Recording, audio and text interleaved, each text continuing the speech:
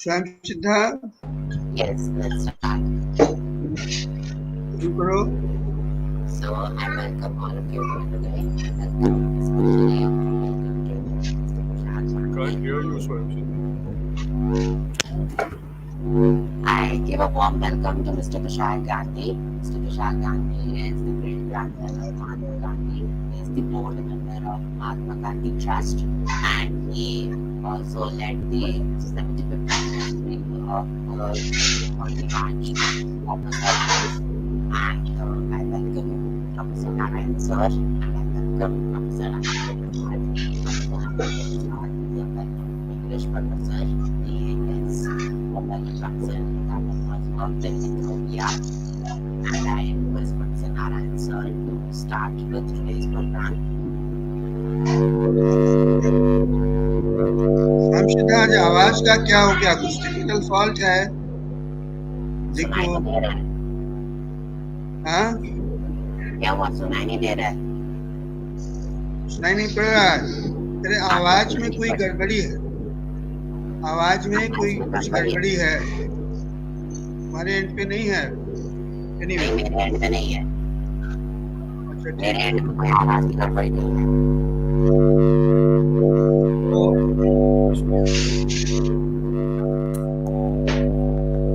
Today is the valedictory day for the second global training online program that we are doing on. The title of the training program is Public Health and Gandhiji, in which the participants are from the university. They are university teachers and doctoral research fellow. So I welcome Sri Tushar Gandhiji that he very kindly agreed to address us and encourage us, because this training program, when I visualized, originally I visualized that there were 7 segments in the training program. The first was on the public health and water pollution. The second was on public health and air pollution. The third was disaster management. The fourth one was Gandhiji and happiness, and the fifth one was Gandhiji and the crisis management. But we didn't got even a single participant in this in all these programs. So we decided that we should have some important topics from each training program, and then we should try to get some participants. And we took some important topics from each training program, and we again announced it. And then we got uh, some a good number of participants, and that we concluded that, and in that the valedictory address was uh, uh, Dr. Arun Gandhi ji gave the valedictory address, and this is the second program in which we have the Honorable Sri Tushar Gandhi ji. So this is the background. The Society for Empowerment is trying to disseminate the Gandhian philosophy and the Gandhian views on different issues of day-to-day life and which concerns society most. So with this, I would like to request Sri Tushar Gandhi ji to give the valedictory address. Sri Anil K. Prasad ji is here. He is a professor of English in Ethiopia, and he is also here as a participant. So he is a well-known professor of English and has interest in Gandhiji. He also follows Gandhian path of life. So now I request Sri Tushar Gandhiji to address us. Thank you very much, Professor Narayan, and thank you, Society for Empowerment, for giving me this opportunity to address your activities and participants in your activities. I'm highly obliged, and more obliged because my father has spoken to all of you before me, and so following in his footsteps is an honor for me, which you have so kindly and generously provided to me. So, thank you very much. On Bapu was very keen on public health and sanitation and all those issues that I believe that your workshops have been addressing. He used to feel it was his duty to respond to crises in his time, and whether it was in South Africa or back in India, he immediately responded to provide relief and even rescue work whenever there was crisis, whether it was man-made or natural disasters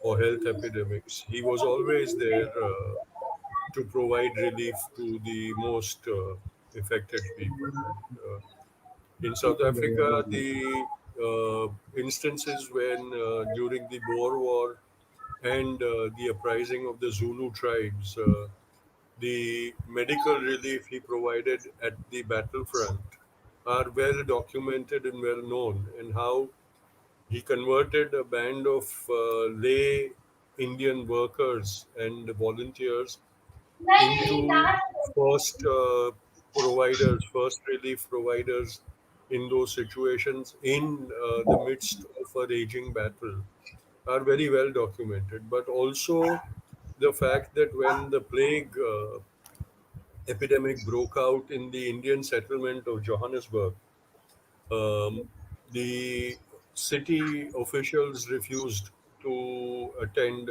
or give relief to the afflicted victims, saying that they were all living in an unauthorized area, in an unauthorized shanty town, and it was beyond their jurisdiction to provide help and succor to them.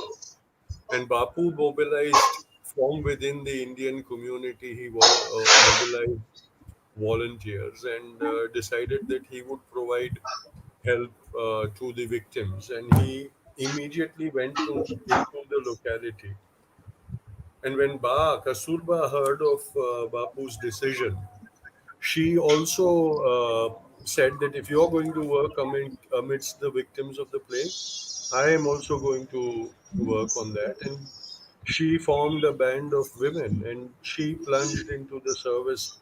It is documented in her biography written by my father and mother that a warehouse that was provided to Bapu as a relief and isolation center for the afflicted people was disused and full of junk and dirt. And overnight, Kasturba and her volunteers cleaned it up, sanitized it, and provided beddings and things in a neat and systematic manner so that the afflicted could be nursed back to health over there. And then they went into the community, and when they saw the filth around it, which was the breeding ground for rats and the plague germs, they immediately started cleaning up that locality and sanitizing the whole place, sanitizing the homes of the victims. And combined their combined effort, Bapu's nursing and Kasturba's activities combined helped in controlling the epidemic and bringing it down. And in today's time, when in such a modern world, we are grappling with this pandemic for the past more than 18 months now. It shows that in those times when there were no facilities and such modern amenities and abilities, people were doing things and achieving remarkable results by mere the feeling of responsibility and service that they felt that they owed to the community. And Bapu himself enrolled in a nursing course to learn nursing, and then wherever he volunteered, he imparted that training to his volunteers. So proper scientific care was given to the victims. It was not just haphazard service or running community kitchens. That was also done, but proper medical care was given to the victims, and in doing so, they provided relief to the limited medical staff that was also available to the community. So they became like a ability multiplier also, which is what is required today. When we see in the first and second, especially in the second wave of our pandemic in our country, we noticed that the medical facilities were severely lacking, and no matter how much they tried, they could not cope with the influx of patients. In those times, if society and people who were spared from that infection could volunteer and work, then it could have become a force multiplier. That feeling of responsibility is something that we need to rekindle in ourselves, which was there in the generations before us. But now we have become a society that is so inward looking and so self centered that beyond our own welfare, we do not, even recognize our responsibility to the society. And this is the time when we need to remember that in the past, from amongst our own selves, people emerged who provided selfless services to help reduce the natural calamities. When there was a cyclone in the districts of East Bengal, Bapu went over there to provide relief to the survivors of that cyclone when there were riots in Noakhali. Bapu went not only as a peace on a peace mission to establish peace over there, but he sent his band of volunteers to go into the villages to establish peace and also do the reconstructive program so that the displaced could come back into their homes. And one of the first priorities that he gave to his volunteers was to look into the sanitation needs of the people of Tipera and Noakhali districts in East Bengal, which is now Bangladesh. And there, if you read Pyare last phase, you will come across the times when he noticed that potable water was deficient in those villages, and there was no cheap and efficient method of sanitizing the water. And so he got his volunteers to design water filters and purifiers that could be made from the materials available in the villages. So they created a water purifier using charcoal and sand to filter the water so that it became potable. He even devised such filters for household needs. He devised so that a barrier could be made of charcoal and sand so that water would percolate through it and pure water would be available on the other side. These were scientific experiments in that provide provision of relief. This was technology at use also. And in every field, in reconstruction, he said, let's use the damaged material itself because getting brand new material, there is a deficit of it and a shortage of it, and we cannot create the shelters that are required.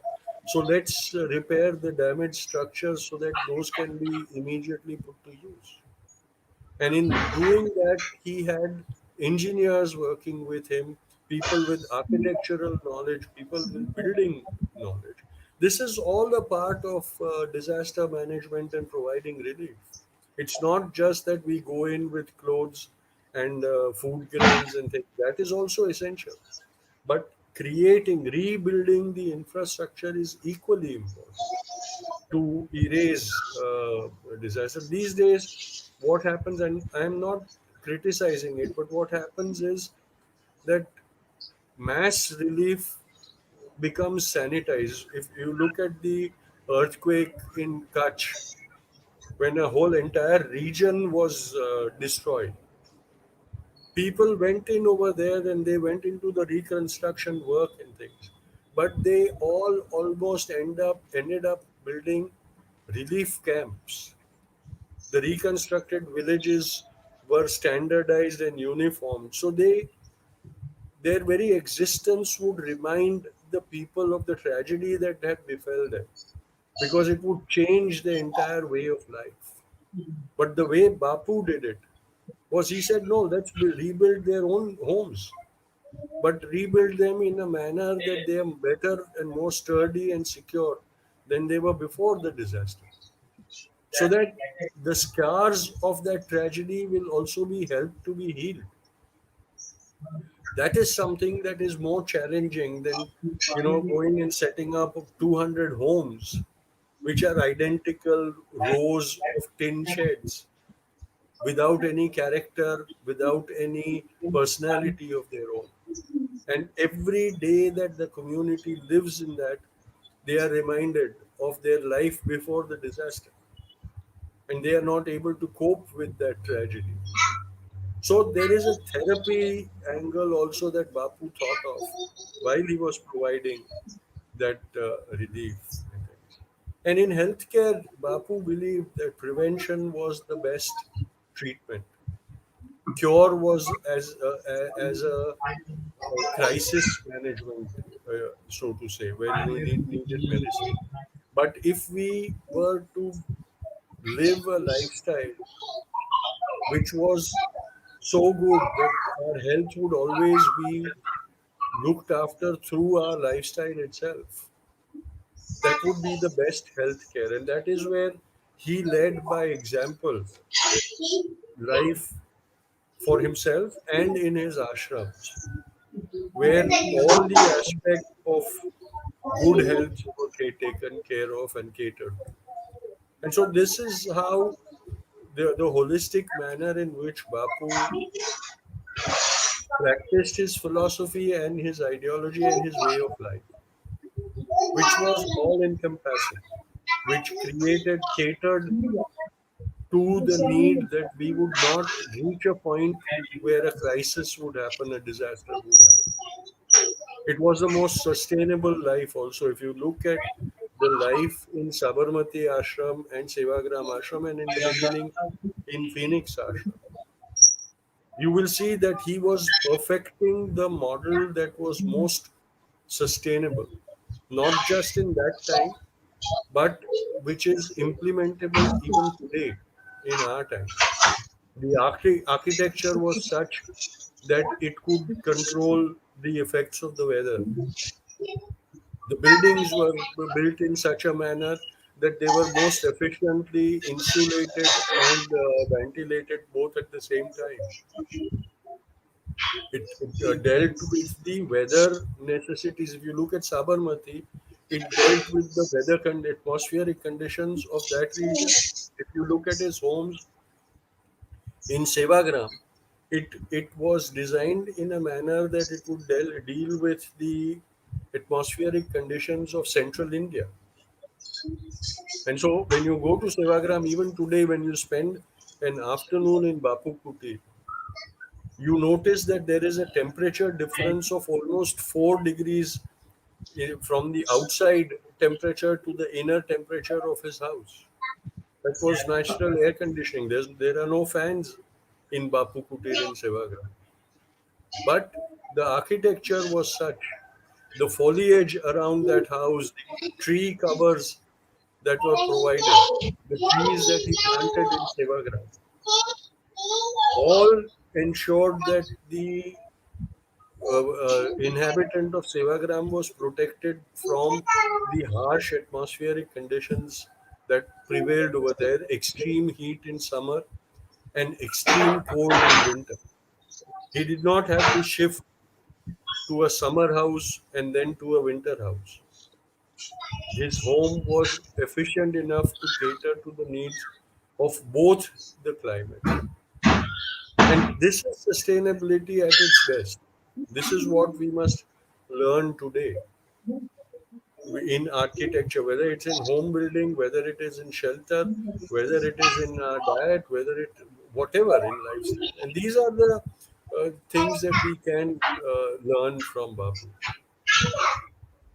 In healthcare, because he was so passionate about caring for people, he gave it his most.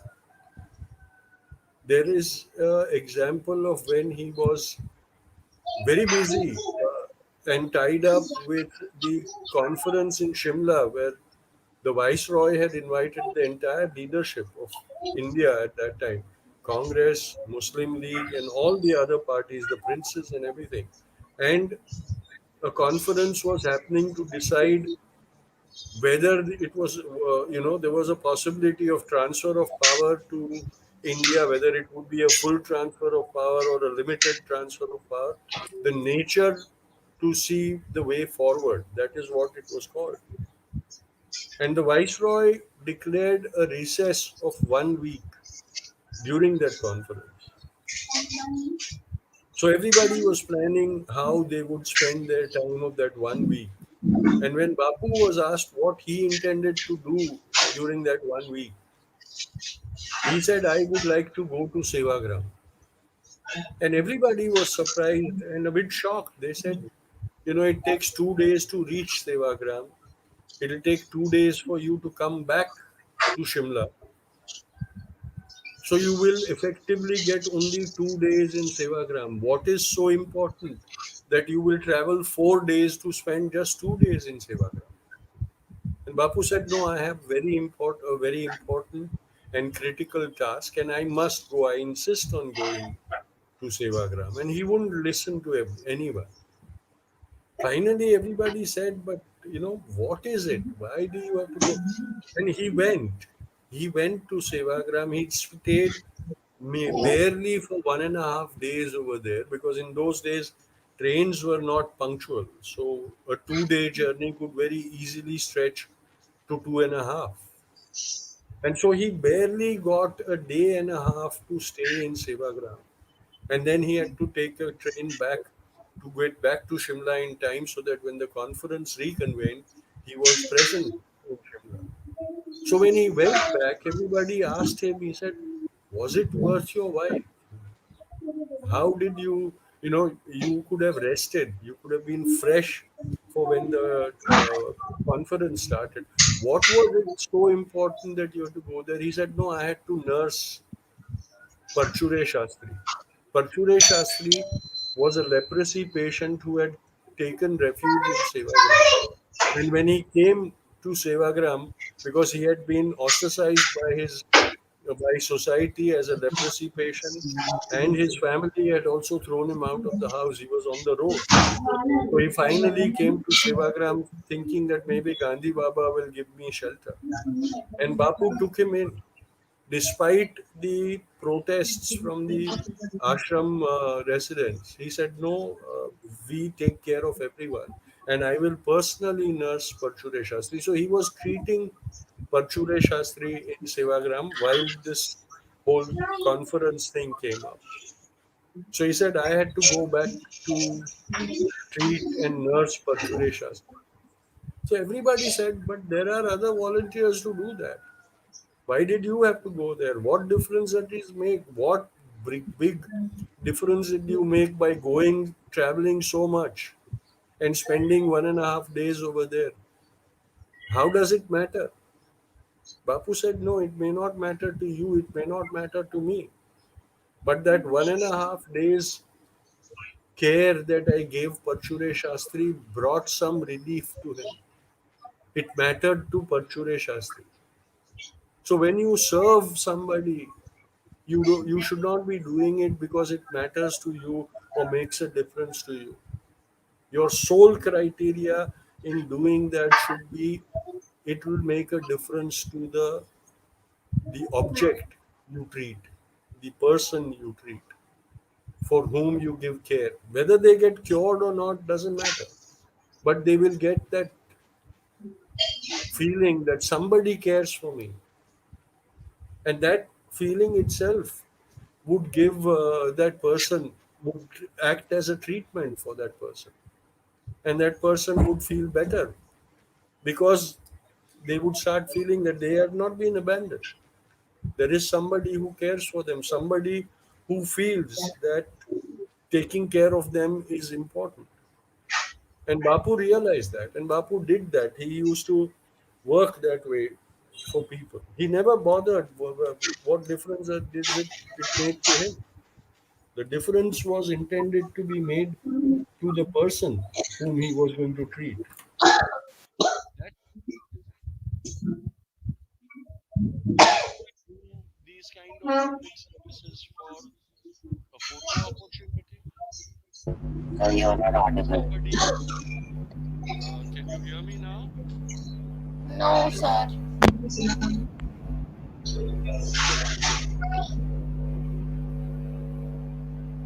No, you're not audible.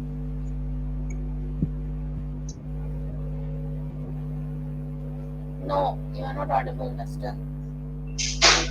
You're not audible, sir. I'm sorry.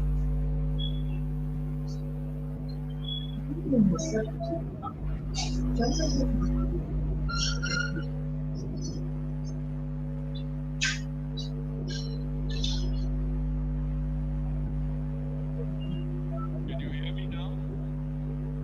No, sir, you're not audible.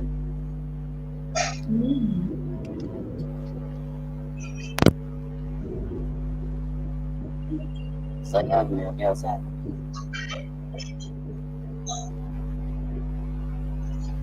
Okay, can you hear me now? Yes, sir. Is it fine? Yes. Yes, sir. Sorry, some technical glitch. So, as I was saying, the emotion of service is that it is intended for the object we serve, the person we serve, or the cause we serve, and it makes a difference to them.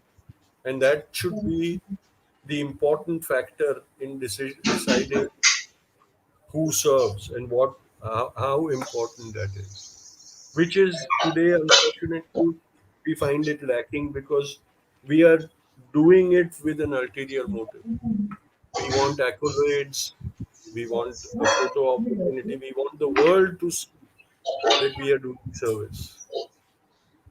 But the best service is done when nobody else but the object we are serving realizes that a service is being performed for them. That is the best and most humanitarian service, and that is how Bapu worked. He did not go with a whole retinue of photographers and videographers and things to pick up a broom and start sweeping somewhere. He went to the filthiest places possible. While he was walking on his peace pilgrimage in Noakhali, he encountered pathways which were filthy, which were used as public latrine, and they were narrow pathways, Pagdandis. And it is written in the last page that Bapu used to pick up palm fronds and use them as brooms and sweep the path as he walked ahead. And in doing so, he cleaned, not only cleaned the path for himself, but also showed the villagers that it was so easy to clean up. It wasn't difficult. You did not need fancy equipment to do that. Whatever was available could be used also. This is this is the spirit that has to be taught in efforts when we do these things. And Gandhi's philosophy was a philosophy of practical use, not of intellectual discussions uh, uh, and study.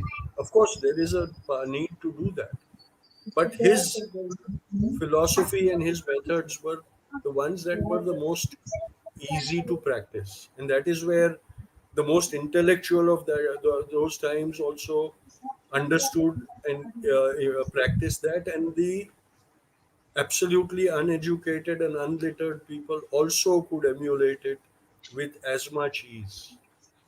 And that is what I think must be the objective of exercises such as what you have been doing, Professor Narayan. So, in conclusion, I'd like to thank you again very much for this invitation and also for this very necessary endeavor that you are doing from your society in these times when it is not actually possible to do these kind of seminars and workshops and training modules in the physical sphere.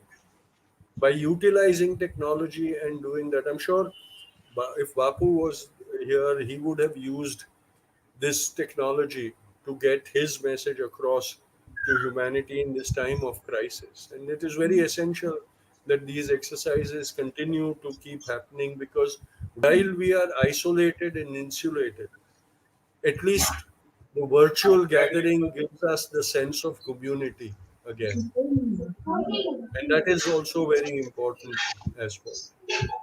So, thank you very much for giving me this opportunity to be able to address this August gathering. I wish you all the very best, and I hope that this workshop has benefited a majority of people who participated in it. Thank you very much, Professor Narayan. I am really very much thankful to you for sparing time to address us.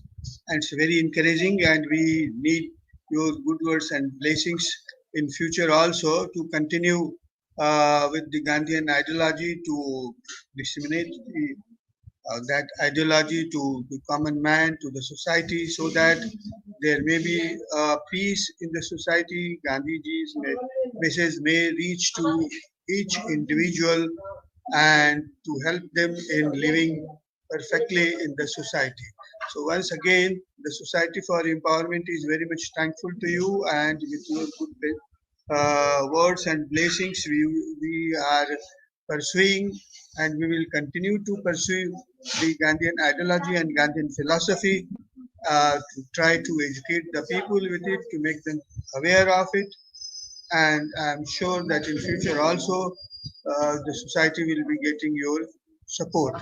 So once again, we are very much thankful to you. Now I will request Sri Professor Anil Prasad ji, if he has any observations, if he wants to say something, you are most welcome.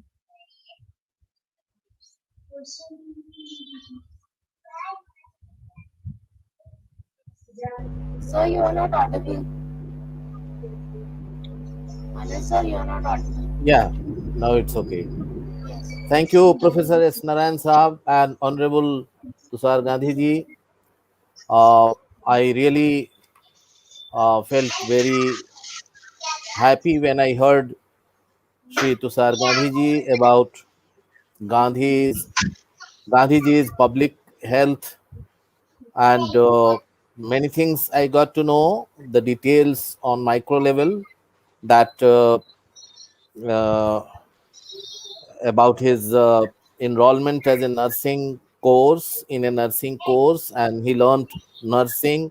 And of course I knew about how Gandhiji nursed Sri Parchure Shastri when he was having leprosy.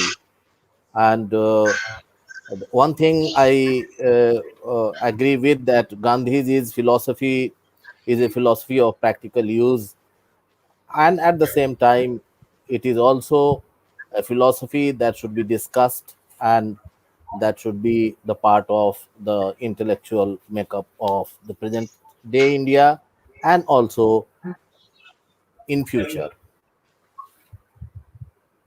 I would like to go back to the program, the 11-day program which I participated in with pleasure and profit.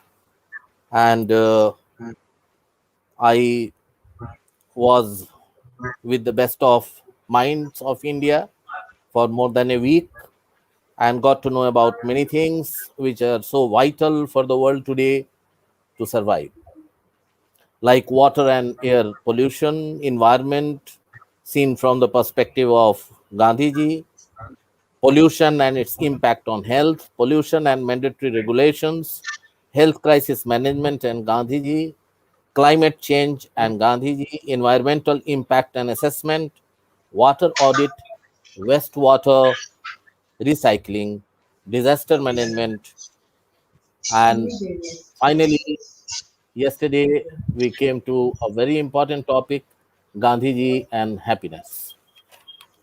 I remember that in 2008, when I was working in Yemen, I came to present a paper at IIT Mumbai. In those days, I used to live in Mumbai with my family. I presented a paper on higher education entitled Universities, the Dialogue of Civilizations and the Age of Global Migrations, Recreating Knowledge Societies with New Trends in Higher Education,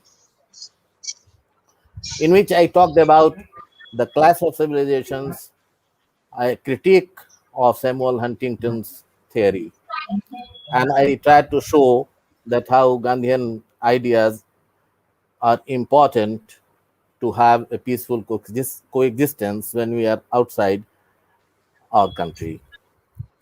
While researching, I found a very interesting thing in Times of India in 2008.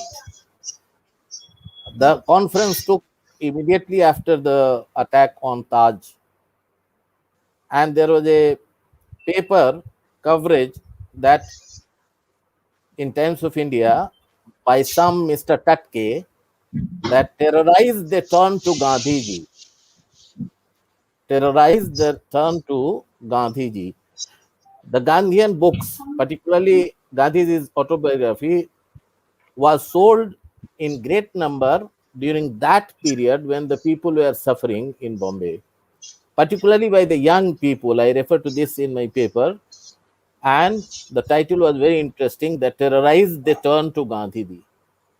This indicates that Gandhiji's ideas are not outdated. They are very much important, and they are very much modern in the modern world, and people should think about adopting those ideas to live peacefully, whether it is anger management or the issue of public health or conservation of water, or as Honorable Tushar Gandhiji said about the architecture, the architectural design and the foliage and the trees of Bapu Kutir, that was very inducive for living in both winter and summer. So that's what I feel and what I got from this course, that Gandhiji's ideas are very much important, and the government and the people and the agencies, the bodies, institutions like uh, Society for Empowerment must do something to propagate these ideas. So, thank you very much for giving the opportunity to uh, have this course, and I uh, it was a matter of joy and profit that I got during this course. Thank you very much, Professor Narayan Saab. Thank you very much, Honorable Tushar Gandhi Thank ji, you. Thank you and very much, Siddha Das. Thank you. thank you very much, Professor Prashad. I'm really thankful to you, and I'm also equally thankful to, more thankful to Sri Tushar Gandhi ji. Now this today's program comes to an end, and our next program is announced from 14th September. That will be the third global training program on this Gandhiji and public health. So we are making some change, as I mentioned yesterday, in syllabus, but this course will continue, and I hope that society will be able to, at one point of time, will be able to be disseminating the knowledge and disseminating the ideology and the thoughts of Gandhiji, and that also of Tushar Gandhiji and Arun Gandhiji, because there are so many things which people do not know, which have not been written. But Tushar Gandhiji and Arun Gandhiji is so a part of the family. They know so many things that sometimes they share which is not written, which is not known to the people, which is not known to the Gandhian. So once again, I am thankful to Tushar Gandhiji that in spite of his so busy schedule, and in spite of the fact that he undergone surgery very shortly, he came and gave time to us. So I'm sure that in future he will also continue to guide the Society for Empowerment in its endeavor. So once again, thank you very much, Tushar Gandhiji, and to Professor Prasad. Thank you. Namaste.